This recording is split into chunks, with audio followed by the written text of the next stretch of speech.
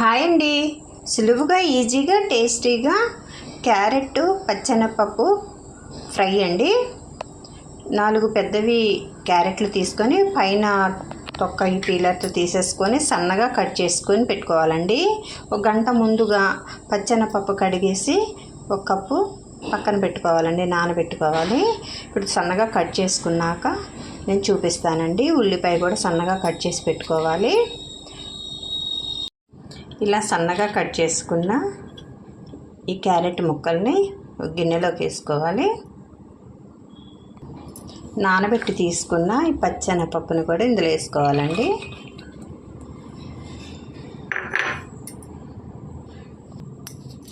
ఒక గ్లాసుడు వాటర్ పోసుకోవాలండి.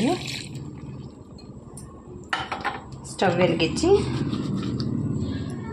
ఒకసారి గంటతో కలిపేసుకొని స్టవ్ వెలిగించి స్టవ్ మీద పెట్టి సన్న మంట మీద పెట్టుకోవాలండి.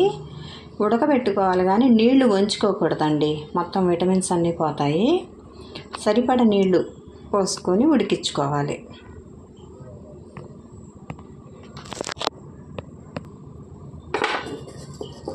కొద్దిగా ఉప్పు వేసుకోవాలి.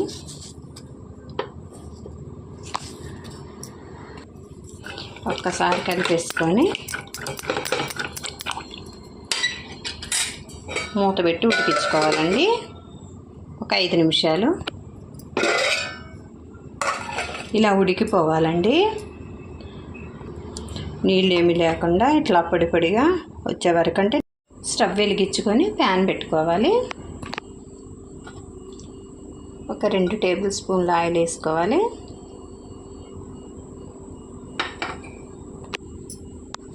ఒక టేబుల్ స్పూన్ మినపప్పు,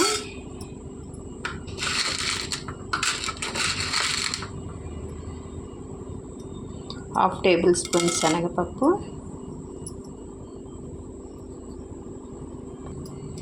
హాఫ్ టేబుల్ స్పూన్ జీలకర్ర,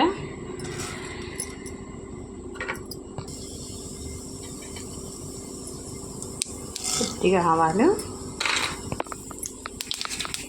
ఎండుమిర్చి, కరివేపాకు, సన్నగా తరిగి పెట్టుకున్న ఉల్లిపాయలు వేసి వేయించుకోవాలి.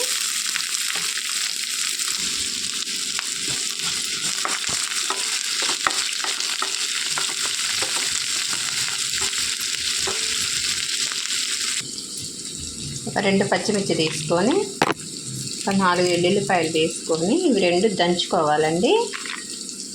కొద్దిగా జీలకర్ర కూడా వేసుకొని దంచుకోవాలి, పేస్ట్ అల్లి చేసుకోవాలి.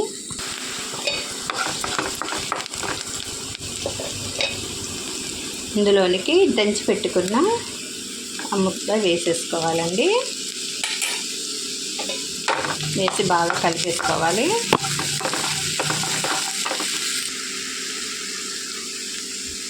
చిటికెడు పసుపు వేసుకోవాలి.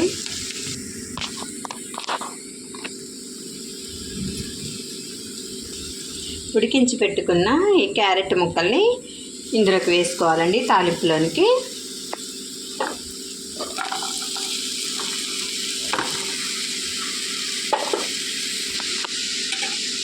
ముక్కలన్నీ వేసేసుకొని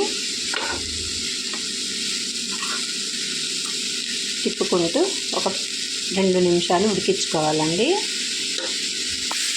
మూత పెట్టుకోకుండా ఇట్లా దగ్గరుండి కొంచెం ఇట్లా ఎక్కువ తిప్పినా అండి గుజ్జు గుజ్జు అయిపోయిద్దండి, బాగుండదు. చూడటానికి చాలా బాగుందండి, టేస్ట్ కూడా చాలా బాగుంటుందండి. ఇంకా పొడి కారం వేసుకోకూడదండి, పచ్చిమిరపకాయ కారంతోనే చాలా బాగుండిద్దండి కర్రీ. ఫ్రై కొద్దిగా ఉప్పు వేసుకోవాలి. ఇందాక క్యారెట్ ఉడకబెట్టేటప్పుడు వేసామండి, చూసుకొని మళ్ళీ ఒకసారి కొద్దిగా వేసుకోవాలి. చేసి పెట్టుకున్న కొత్తిమీర కొద్దిగా పైన చల్లుకోవాలి. రెడీ అయిందండి. స్టవ్ ఆఫ్ చేసుకొని దించుకోవటమేనండి. సులువుగా ఈజీగా టేస్టీగా క్యారెట్ పచ్చెనపప్పు ఫ్రై అండి. చాలా బాగుండిద్దండి, చాలా టేస్టీగా వచ్చిద్ది. ఈ స్టైల్లో మీరు ట్రై చేసి చూడండి. లైక్ చేయండి, సబ్స్క్రైబ్ చేయండి. బాయ్ అండి.